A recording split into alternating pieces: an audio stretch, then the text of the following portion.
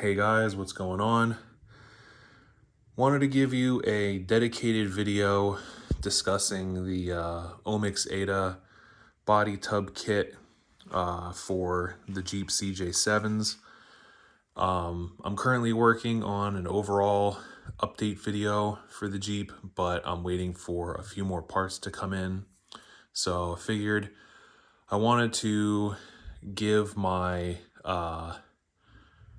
opinion on this tub kit now that I pretty much have everything assembled, and kind of give you guys who might be looking at whether or not you want to buy the Omix CJ7 tub kit that they sell. Now, this tub kit I bought off of Extreme Terrain. It is branded Omix CJ7, but I don't know whether Omix actually makes any of the body parts.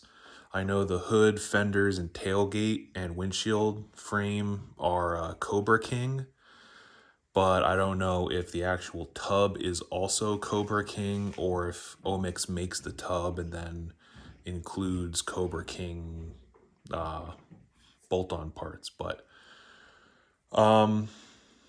I personally have had a lot of struggles and issues with this tub that almost make me second guess whether I should have bought it in the first place, but let's get through it. So originally I bought this because the 79 CJ7 that I bought pretty much didn't have any real body panels left.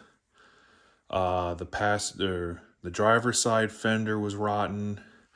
The hood, the two hoods that it came with were all dented up. The windshield frame, of course, was rotten. And the tub was rotten, especially the back half of the tub. The floors were gone. Rear floors were gone. So I decided instead of, it was either buy an aftermarket tub or try and find a original tub, maybe one that was either rust-free or had already had the rust repaired. So got this tub in and started putting everything together, mocking stuff up. First issue I had was with the Cobra King hood.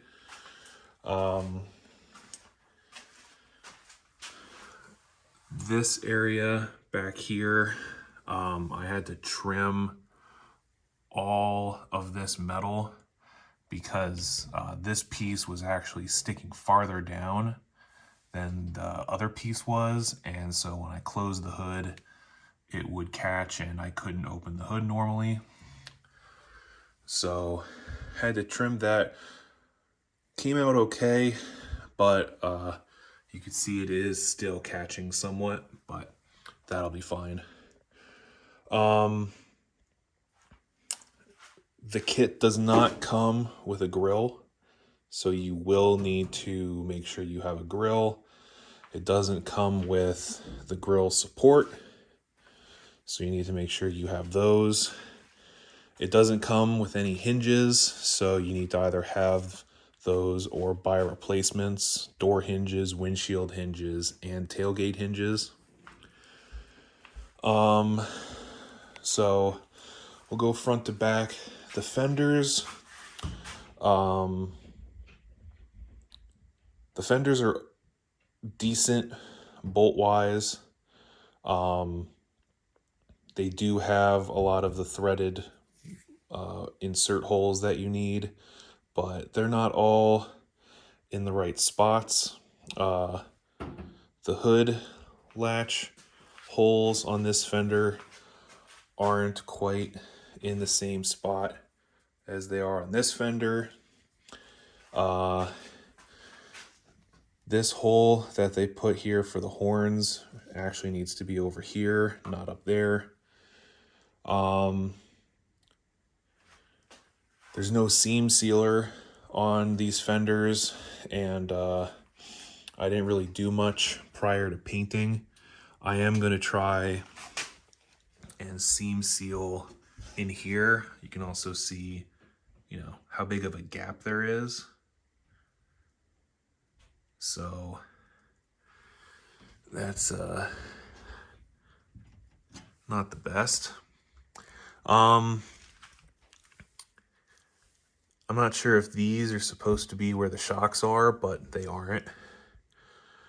But overall, not too bad. You know, the metal is a little crude. It is sharp in some places, but all in all, okay. Keep your eye out on the driver's fender.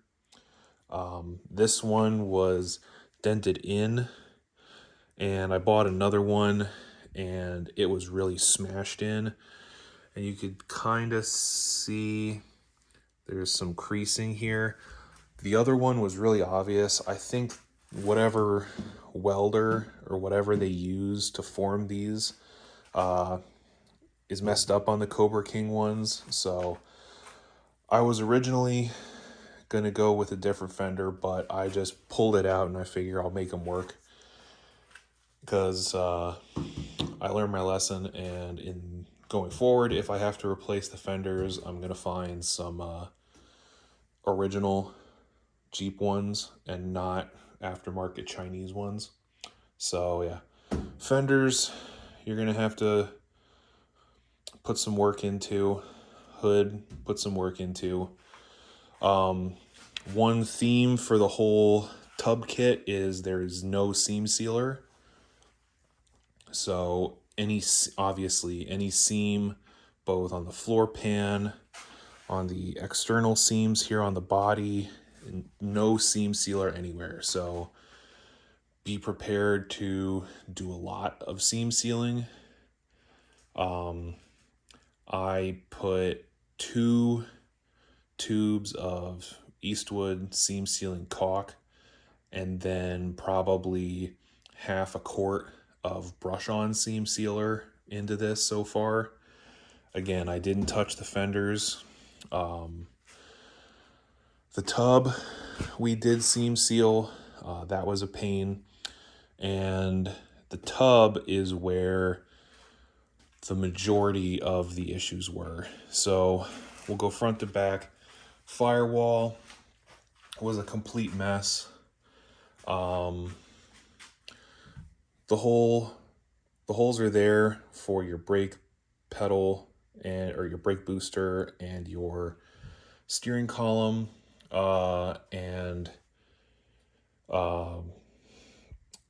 they didn't have any either threaded nuts or studs, so you have to use nut and bolt everywhere. The hole for the fuse block was wrong. It was in the wrong spot, and it was too small. So I had to do a lot of work to get that to where it needs to be. The holes are there for your emergency brake pedal. Again, fenders, no threaded nutserts or anything. So you either got to put nutserts in on your own, or run nuts and bolts. I ran nuts and bolts because the holes looked like they were blown out with a torch, and all of the slag was still there on the inside, and I didn't want to spend time cleaning all of that out. Speedo holes there. Throttle cable hole was there. The holes for the heater box were not there. I had to mark and drill those. The hole for the fresh air duct drain is there. That one worked out okay. None of the holes for the wire loom were there. Down here, charcoal canister bracket, no holes, no studs. There is one stud that they put in, but they put it in the wrong spot, so that's useless. But they do give you the 2 studs for a mechanical clutch, linkage and the stud for one of the fender support rods, though the other stud is not included. Heater core holes were in the wrong spot, as well as the hole for the blower motor. So those had to be welded up and re-drilled. There were no holes for the battery tray.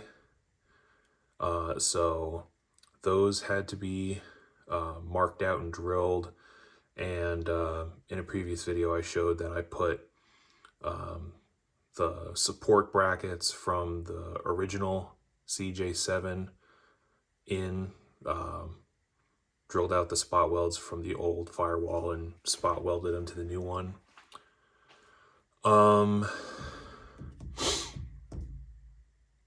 The hole for the heater box drain, that was there and that did work. The plate down there was missing, but the hole was there. So, but of course also no screw holes. So reuse the plate from the original tub, and nuts and bolts and self-tappers. Very common in this build. They do give you the stud for the one battery box and fender support brace, but again, the other one, non-existent. Coming up here, again, the hole for the fresh air duct was there, but none of the screw holes were there. The windshield washer nozzle hole was not there. The hole was here for the defrost duct, but no screw holes.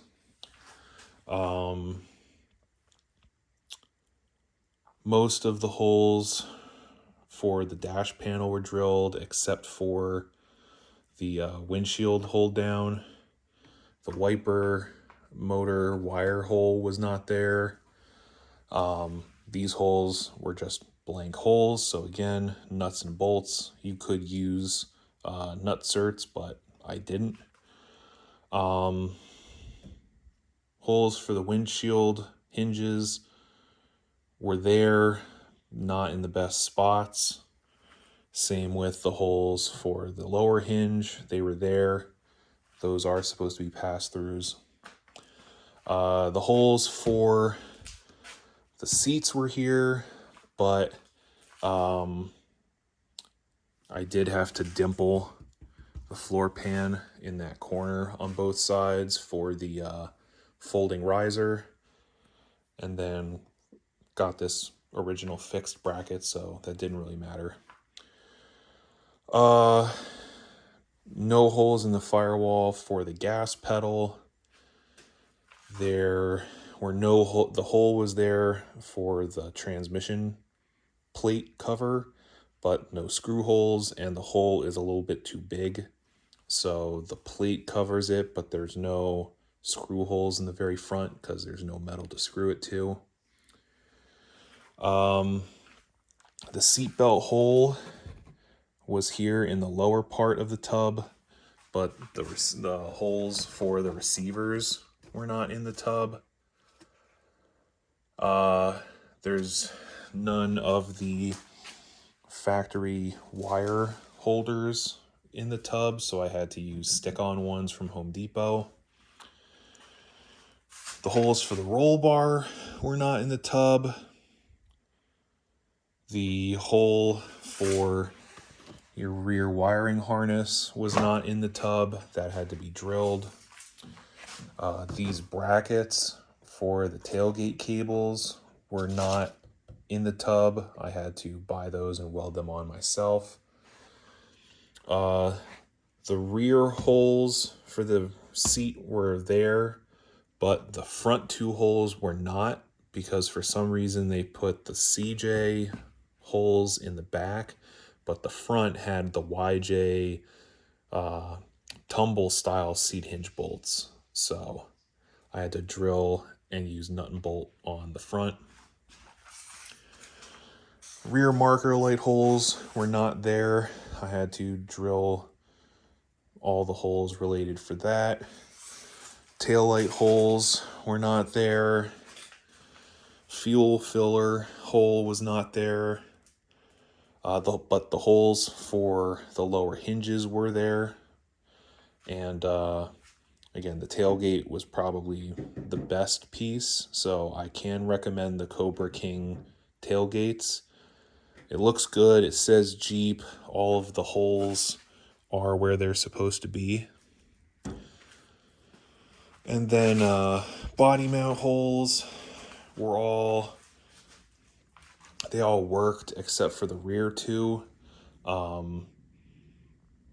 think the plate was welded in the wrong spot, so that body mount hole I had to kind of finagle to get to work. And then this one I just drilled a hole and ran a nut and a bolt in. Finish wise on the body is not good.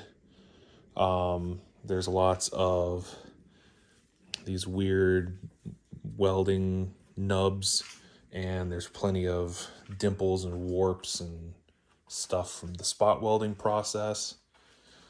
As well as there's a lot of Bondo and stuff in weird places.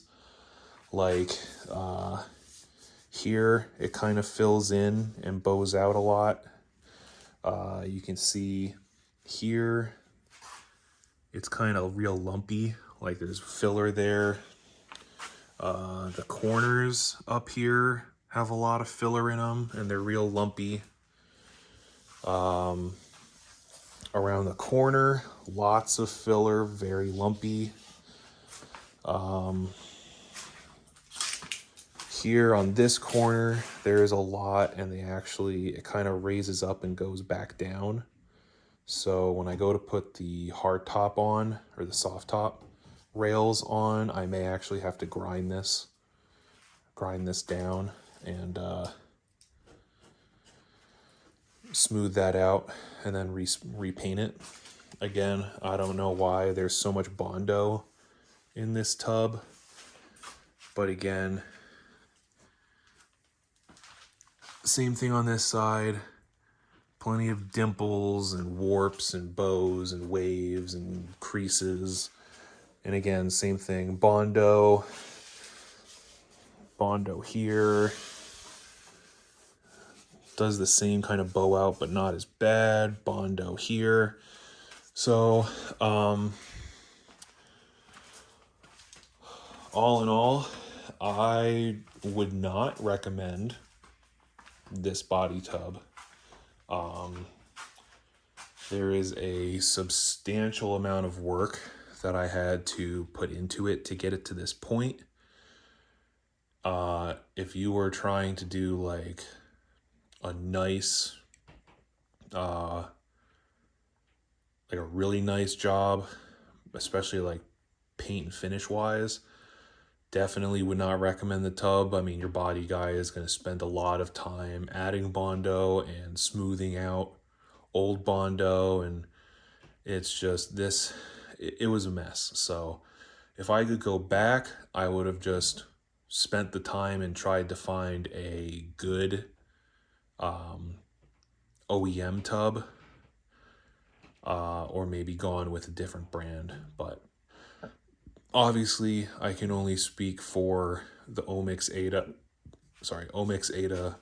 body tub kit, and I can speak on the Cobra King fenders and hood, and I would say avoid both. One thing I did not touch on, the windshield frame also was a Cobra King. I did mention this recently in my videos, but I had two Cobra King windshield frames, and I discovered they were both warped at the top in the same way, assuming from the spot welding process. So they were both completely unusable. So honestly, I would avoid Cobra King windshield frames for sure. And driver's side fenders, the passenger side seems fine, at least that one that I got. And then the hood's good. You're just going to have to deal with some fine tuning. But yeah, so there's that review video, and I'll see you guys at the Jeep update video.